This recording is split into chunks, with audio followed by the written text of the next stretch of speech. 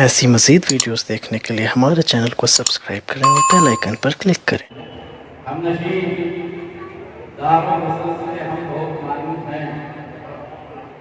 ہم نشین دارالرسل سے ہم بہت مایوس ہیں۔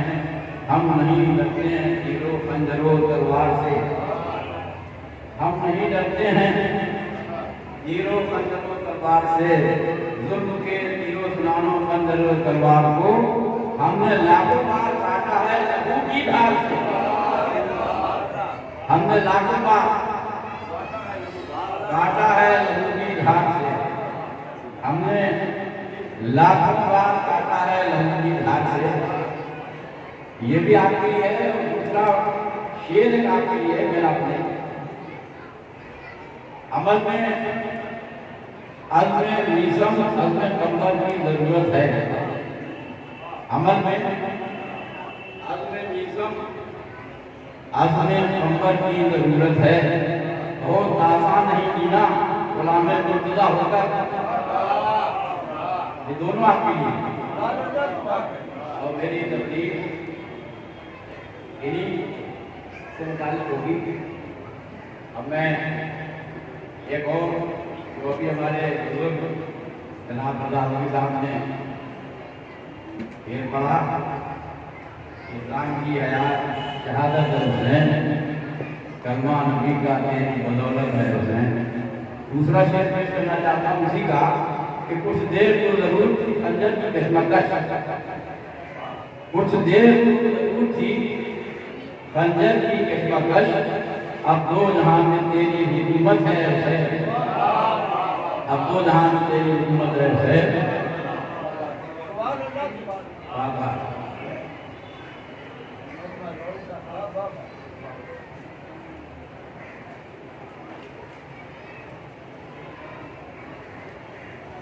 اعوذ باللہ من الشیطان الرجیم، بسم اللہ الرحمن الرحیم، الحمد للہ رب العالمین، والصلاة والسلام علی سید الانبیاء خاتم النبیین، الملک وکہا یاسین، سیدنا شفیعنا مولانا مصطفیٰ رسول محمد، اہل بیت الطیبین الطاہرین المعصومین المعصومین، ولعنۃ اللہ علی اعدائہم وغاصب حقوقہم ومنکر فضائلہم اجمعین من یومنا ھذا الی یوم الدین۔ اما بعد فقد قال رسول اللہ صلی اللہ علیہ وسلم فی القرآن المجید وهو اصدق الصادقین۔ بسم اللہ الرحمن الرحیم، اللہ صلی اللہ علیہ وسلم الا المودۃ فی القربى۔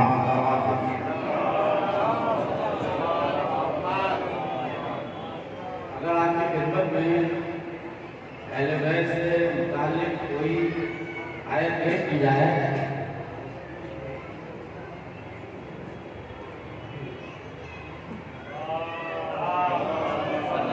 اہل بیت کی خدمت میں کوئی آیت پیش کی جائے اور اس کے رد عمل میں آپ کی سلوات اتنی ہلکی ہو تو وہ ایمان کا معیار آپ کو بتائے گی کہ اتنی محبت آپ کے دل میں ہے۔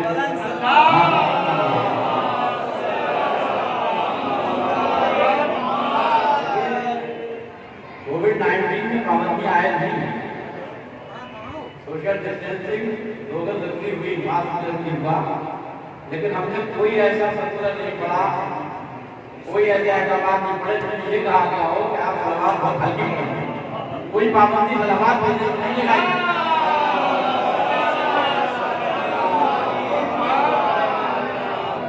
اس آیت میں خداوند تعالیٰ شاہ کا فرمان ہے کہ اللہ صلی اللہ علیہ وسلم علت مبدل، وہ یہ نہیں چاہتا۔ بہت ہی شارٹ میں آپ کے بات میں آپ کے نام میں اپنا جاؤں گا صفائی اس کے میرے بات داروں سے مبدل کرو۔ اور مبدل میں دو چیزیں ہیں، جیسے آپ جانتے ہیں کہ ایک محبت ہے ایک عداوت ہے، ایک دوستی ہے ایک دشمنی ہے۔ مبدل میں دونوں چیزیں شامل ہیں، اس میں دوستی بھی شامل ہے اس میں دشمنی بھی شامل ہے۔ مبدل اس کو کہتے ہیں کہ جس سے آپ کی محبت ہے اس کا دوست آپ کا دوست ہے، اس کا دشمن آپ کا دشمن ہے۔ اگر آپ نے اپنے دوست کے دشمن سے دوستی رکھی تو مبدل نہیں کہلائے گی، اور اگر آپ نے اپنے دشمن سے دوستی رکھی تو وہ مبدل نہیں کہلائے گی۔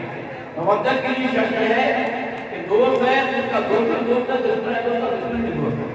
اسی معیار ہم محبت رکھتے ہیں. جیسے کہ ہمارے مقصد میں آخر ہے کہ تولا اور تبرہ، مودت میں تولا اور تبرہ دونوں شامل ہیں. اگر آپ خالی تولا پہ نظر رہیں گے تو وہ بیکار ہے، اگر تبرہ ماننے کو بیکار ہے. دونوں کا گلے ملانا ہے، دشمنی بھی دکھانا ہے، دوستی بھی دکھانا ہے. جب دونوں آپ دکھائیں گے تو آپ کو مانا جائے گا کہ آپ مقصد کے اوپر قائم ہیں. اس لیے کہا گیا کہ اللہ محمد حسین وصحابہ اجمعین ولعن اللہ من قتل کا ولعن اللہ من ظلم کا ولعن اللہ من ذاکر حریت دے. جس نے بھی ظلم کیا اہل بیت کے ساتھ ان سے بیداریت میں ظاہر کرنا ہے، اس پر لعنت بھیجنا ہے. جس نے حق کیا، جس نے قتل کیا، جس نے ذبح کیا، اور یہی تک نہیں رکا بلکہ یہ سلسلہ آج تک آیا، آج کے دور تک آیا کہ آج بھی اگر کربلا کے واقعات کو سن کر راضی ہوا یزیدیوں سے تو اس میں لعنت، اور جو اس وقت سے صاحب میں شامل ہے تو ہمارے لیے صحابہ کو رکھنے کے لیے ہے. یہ ہے محبت، اس کو آج آپ کو مینٹین رکھنا ہے. جیسے کہ ابھی رضا بھائی نے یہ سنایا تھا، میں نے صحیح طریقہ پر آپ کو سنایا کہ اب تو جہاں میں تیری حکومت ہے. اب حکومت امام خان سلام کی ہے جو ابھی دبا کر آئی گا رامپور کے ہندو شہر میں جب آپ نے سنایا بقارے اپنے شہیدان کربلا کی قسم، بقارے خون شہیدان کربلا کی قسم، یزید مورچہ جیتا ہے جنگ ہارا ہے. تو یہ آپ کو ثابت کرنا ہے کہ مورچہ وہ جیتا تھا جنگ ہار چکا ہے. اگر آپ نے اپنے عمل سے دنیا والوں کو بتایا کہ حسین جیتے تو جیتے ہیں، اور اگر آپ نے عمل ایسا بنا لیا کہ آج بھی کوئی یزید زندہ باد کے نعرے لگاتے تو اس کا مطلب آپ مسلمان پر عمل نہیں کرتے. حسین کل بھی زندہ تھے، آج بھی زندہ ہے. یزید کل بھی مردہ تھا، آج بھی مردہ ہے. ہر دل میں ہے حسین کا روزہ بنا ہوا، لیکن کہیں یزید کی تربت نہیں ملی. چھمن بھائی بھائی جو گئے ہیں اور آپ آتے ہیں کربلا آتے ہیں، کہیں نہ یزید کی تربت آپ کا دکھائی دے بات آ رہی ہے. یہ وہ مہینہ ہے جس میں یزید کی وفات کے لیے ڈال رہا ہے 14 ربیع، اور یہ وہ مہینہ ہے جس میں کیا اللہ تعالی نے تو یزید مورچہ جیتا ہے، جنگ ہارا ہے. جنگ ہارنے کے بارے میں دنیا کو آپ کو بتانا ہے. لہذا 2 مہینے اور 8 دن کا جو آپ کا پریکٹیکل ہے، اس کے بعد اگر آپ کا عمل امام حسین کے عمل کے ساتھ چلتا ہوا دکھائی پڑے تو حسین زندہ ہے. اور اگر آپ کا عمل یزیدیوں کے طرز عمل کو دکھائی دے تو سمجھیے کہ امام حسین کی محنت سے جو کامیاب نہیں ہو پائے. یہ آپ کا ثابت کرنا ہے. امام حسین سے جو کرنا تھا انہوں نے کربلا کے میدان میں کر دیا، لیکن ہم جب وہاں سے چلے تو جہاں جہاں کے حسین کو لے کے چلے حسین نے ہمارے دل میں پسند کی. اس لیے آج جب کووڈ-19 میں پابندیاں لگی، ہمارے یہاں مجالس سے طریقے سے نہیں ہو پائے، سکوت نہیں ہو پائے، لیکن ہم نے اپنے دل میں امام حسین کا روزہ بنایا. ہر دل میں ہے حسین کا روزہ بنایا. وہ روزہ جو ہمارے دل میں ہے اس روزے کو چلنے پھرنے سے کوئی روک نہیں سکتا. وہ دل کے اندر چل رہا تھا، کربلا میں جا رہا تھا، وہ امام باڑے میں بھی جا رہا تھا. صلوات بھیجیے گا.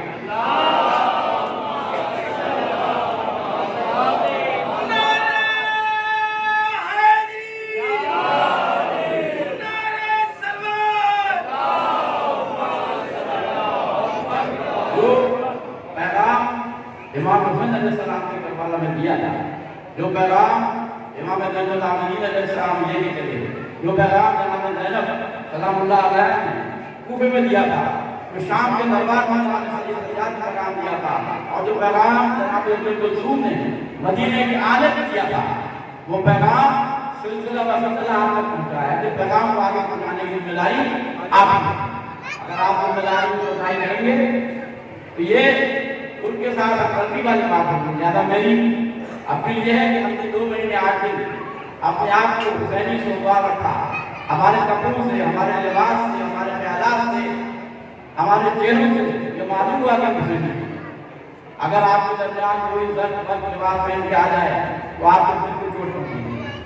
اس لیے ضروری ہے کہ اس عمل کو آپ برقرار رکھیں تاکہ امام زمانہ، تاکہ امام حسین جناب سیدہ آپ کے غلط کو پوچھ رہے ہیں. صلوات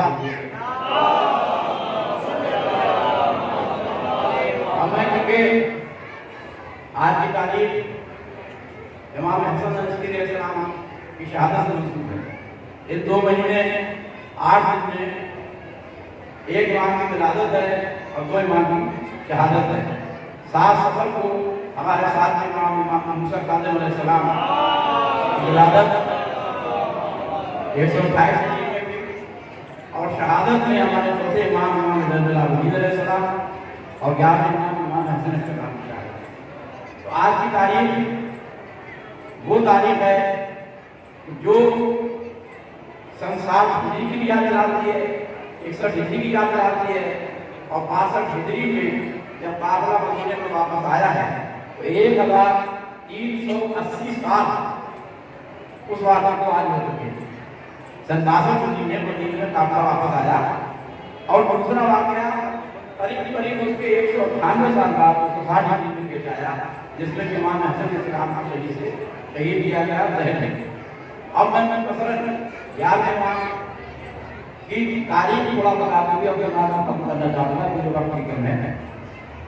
11ویں امام حسن علیہ السلام کی ولادت 232 ہجری میں، آپ کی والد امام حسن علیہ السلام، آپ کی والدہ جناب حدیثہ کے سوسن بھی کہتے ہیں ان کو، اور آپ کی عمر شریف صرف 28 سال ہے۔ یہ 3 امام ایسے ہیں جن کی عمر بہت کم ہوتا ہے۔ آپ امین میں سب سے کم جناب فاطمہ رحمۃ اللہ علیہ ہے جو 18 سال بھی پوری نہیں ہے، اور اس کے بعد میں امام محمد علی علیہ السلام 195 ہجری میں آپ کی ولادت ہوئی اور 220 ہجری میں آپ کی شہادت 25 سال کی، اور اس کے بعد 10ویں امام 212 ہجری میں، اور اس کے بعد 254 ہجری میں سے 42 سال کی عمر آپ کی ہوئی، اور ہمارے 11ویں امام جن کی ولادت 232 ہجری میں ہوئی 260 ہجری کی شہادت ہوئی، یعنی 28 سال۔ اتنی کم 9ویں امام کی 25، 11ویں امام کی 28 سال، لیکن اتنی کم عمر میں وہ پیغام پہنچایا ہے دین کا، وہ پیغام پہنچایا امام حسین کا کہ آج ہر خانے میں تذکرہ امام حسین موجود ہے۔ وہ دور ایک چوتھے امام زین العابدین علیہ السلام کا اور ایک 11ویں امام کا، 2 بہت سخت دور گزرے ہیں۔ تاریخ کے بارے میں تھوڑا بتانا ضروری ہے۔ چوتھے امام کا دور وہ ہے کہ آپ کی ولادت 129 ہجری میں ہوئی اور 195 ہجری کی شہادت ہوئی۔ اس دور میں مولا کائنات کے اوپر ممبروں سے تانا زنی کی جاتی ہے۔ جمعے کے خطبے میں مولا کائنات کے خلاف مطلب کیا جاتا تھا اور چوتھے امام اس کو برداشت کرتے تھے۔ صرف یہی نہیں ہے کہ کربلا سے کوفہ کو شام کربلا مدینہ بلکہ زندگی بھر کا وہ سب و شتم بھی برداشت کیے ہیں جو کہ 199 ہجری کی عمر میں اپنے نبی نے ختم کیے تھے۔ ایسے ہی 11ویں امام کے دور میں زاہدی امام کے دور سے موجود ہیں، چمن والے موجود ہیں۔ 232 ہجری میں 11ویں امام کی ولادت ہوئی اور 236 ہجری میں متوکل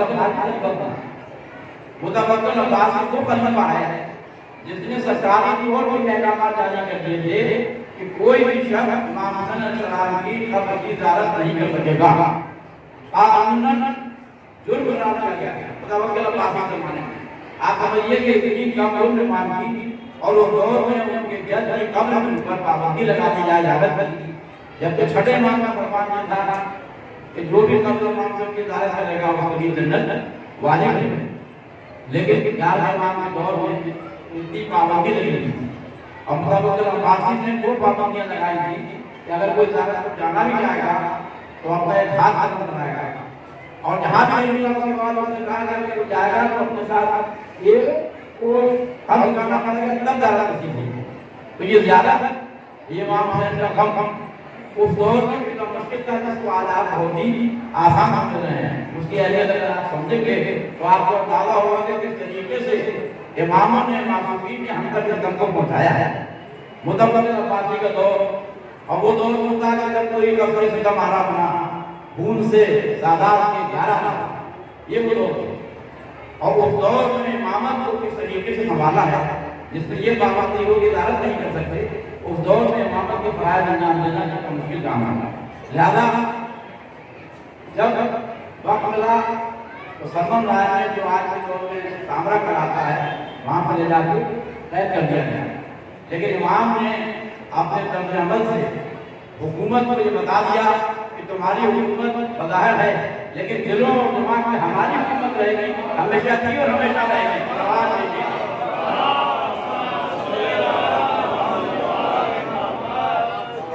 جب کبھی مصیبت پڑی، جو تاریخ میں جیسے پہلے تھا کہ کہنے والے کہتے تھے کہ لولا علی، اگر علی نہ ہوتے تو ہم ہلاک ہو جاتے۔ یہ نوبت اس دور میں بھی آئی، ایک بڑا زبردست قحط تھا، اور اس قحط کے دور میں 256 ہجری میں یہ قحط پڑا، اور قحط میں لوگ پریشان ہو گئے۔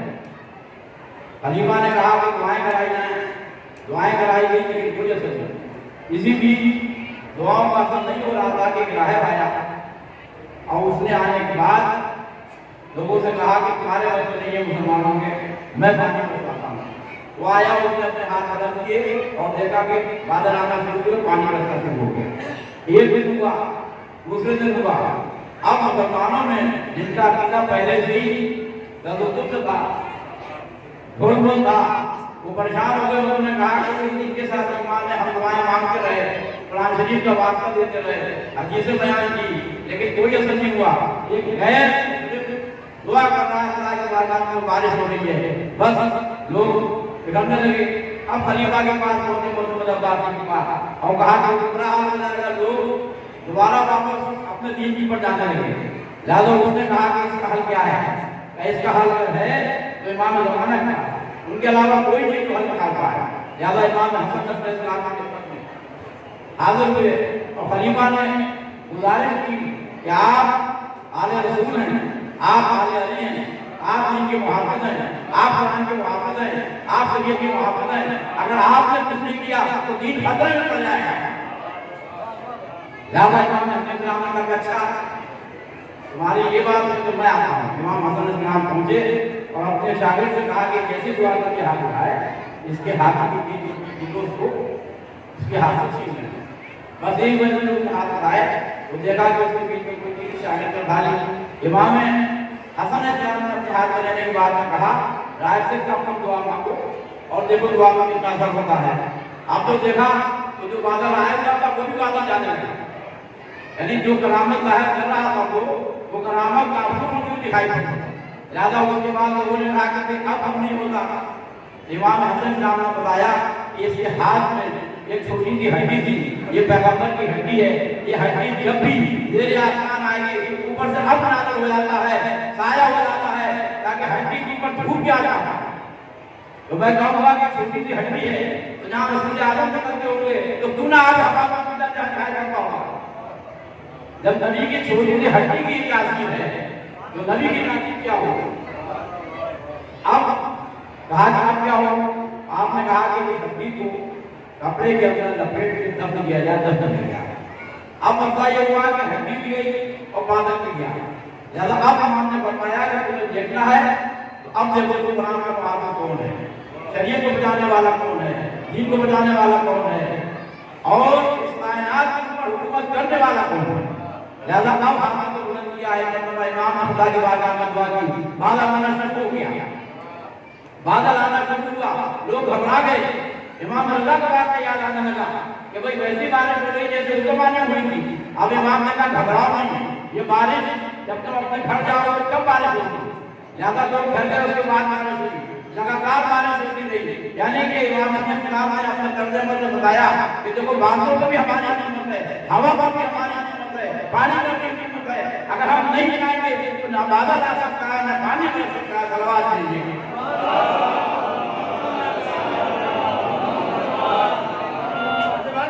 یعنی امام یہ بھی جواب دے رہے ہیں، تم یہ سمجھ لینا کہ کربلا میں پانی نہیں تھا، پانی کی کوئی کمی ہماری نہیں ہے، کربلا میں بھی چاہتے ہو پانی مل سکتا تھا، لیکن ہم مسجد خداوندی کے پابند ہیں۔ لہٰذا اس واقعے کے بعد ایک مرتبہ امام کو رہائی نہیں دی گئی، اور امام نے شرط رکھی کہ جتنے چاہنے والے سب کو رہائی نہیں دی۔ صلوات دیجیے۔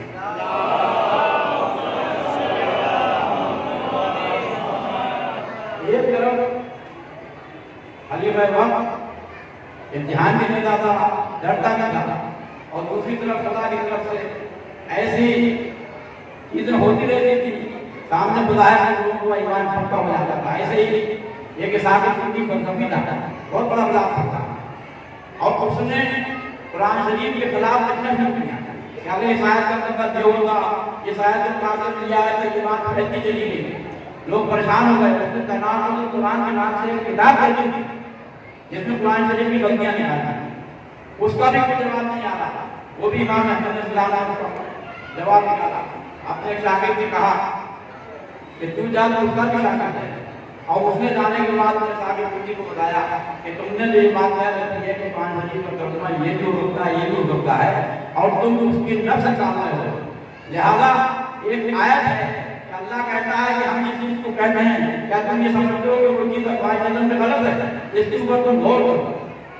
اس نے بار بار اس آیت کو سنا اور پڑھا، اور اس شاگرد نے کہا کہ یہ تم کیا آیت میں سامنے پیش کر رہے ہو؟ شاگرد نے کہا کہ یہ چھوٹی سی آیت ہے جو میں نے آپ کے خدمت میں پیش کی، میں نے مجھے قرآن کے بارے میں نہیں بتایا ہے. اس نے کہا کہ اس آیت سے صاف ظاہر ہو رہا ہے کہ کہنے والا جو مفہوم رکھتا ہے وہ ضروری نہیں ہے سب سے اس کا بھی کوئی مفہوم فلسفی تھا کہ آپ کو بات کر رہے ہیں، آپ کا کنسرن الگ ہے، کہنے کی بات الگ ہے، فکر کی بات الگ ہے، اور کرنے کی بات الگ ہے. میں اپنے ساتھ سمجھوں گا. اب اس نے کہا کہ یہ تمہارے بس کی بات نہیں کہ تم قرآن کے بارے میں میں اتنی بات سن رہا تھا اور تم نے چھوٹی سی بات میں میرا ذہن بدل دیا، یہ تمہارے بس کی بات نہیں ہے. تو اس نے کہا کہ میرے بس کی بات نہیں ہے، بلکہ وہ ہے جو قرآن کا حافظ ہے، قرآن کا محافظ ہے. اور بتایا کہ امام حسن علی رضی اللہ عنہ نے بتایا ہے. تب وہ اپنی بات سے الگ رکھا تھا، اور اس نے جو قرآن کے بارے میں بنا کے قرآن لکھا تھا اس کو پھاڑ کر پھینک دیا. اس طریقے سے ہمارے معصومین نے امام نے ان چیزوں کو قائم رکھا. اب جب 257 ہجری پھر قریب آئی تو اس نے پھر امام کو قید کر دیا. آپ جو ہے سامنا دجلہ ندی کے کنارے آباد ہے، وہ ایسے ہی ہے جیسے کہ ہمارا یہ دوابہ کا ایریا ہے، گنگا اور جمنا کے بیچ کا، اس طریقے سے وہ ہے. اور وہاں پر قید کر رکھا تھا جہاں آج بھی مولا کے چاہنے والے نہیں. آپ لوگ گئے ہیں مارکیٹ میں گئے ہیں، زمانہ وہ تھا کہ وہاں بیچ میں مارکیٹ ہوتا تھا اور کمروں میں جاتے تھے تو لوگ مذاق اڑایا کرتے تھے. اب الحمدللہ میں بھی کیا تھا کہ میں نے دیکھا کہ نہیں ہے، لیکن آج جب حالات خراب ہوئے علاقے میں تب سامرا کا جانا بڑا مشکل تھا. اس زمانے میں کتنا مشکل رہا ہوگا، اس جگہ پر تھا جہاں امام کے چاہنے والے نہیں آ پائے، لیکن پابندیاں کتنی بھی لگائی جاتی ہیں، امام کے چاہنے والوں کو کوئی روک نہیں سکتا. جب یہ سب چیزیں ہوتی رہی، پہچانے میں رہے، گھر کے اندر حراست پر رکھا گیا اور تب بھی پھر وہ اپنے عمل کے اوپر قائم رہا. ایک زمانہ ہوا یا کہ 260 ہجری 8 ربیع الاول اور جمعے کا دن تھا کہ امام کو شہید کر دیا گیا. محترم عباسی نے کہا کہ اب اگر یہ زندہ رہے میری حکومت کو یہ خطرہ ہوگا.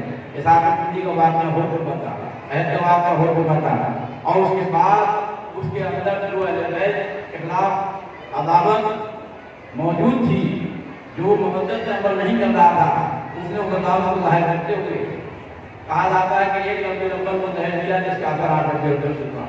8 ربیع الاول کو امام سلمان رائے میں اس کو سامرا کہتے ہیں، وہاں پر شہید کر دیے گئے. ہاں امام کو شہید کیا گیا. وہ عالم تھا کہ امام کے چاہنے والے موجود نہیں تھے.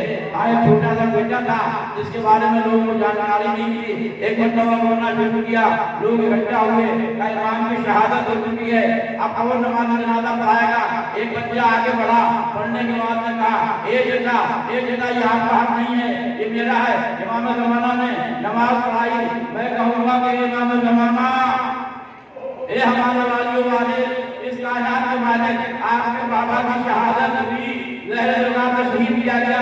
آپ نے نماز جنازہ پڑھائی، اس کو کفن دیا، دفن کیا. اور ذرا اپنے جد کو دیکھیے، کربلا کے میدان میں 3 دن کے بھوکا تازہ امام حسین کو شہید کر دیا گیا.